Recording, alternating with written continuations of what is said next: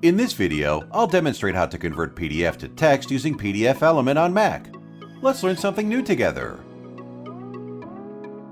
Start the conversion process by clicking the Open File button on the Welcome screen.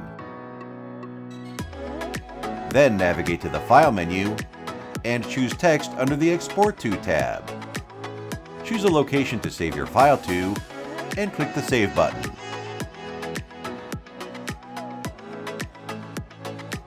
If you have multiple PDFs you need to convert, just use the Batch Process tool under the Tool tab.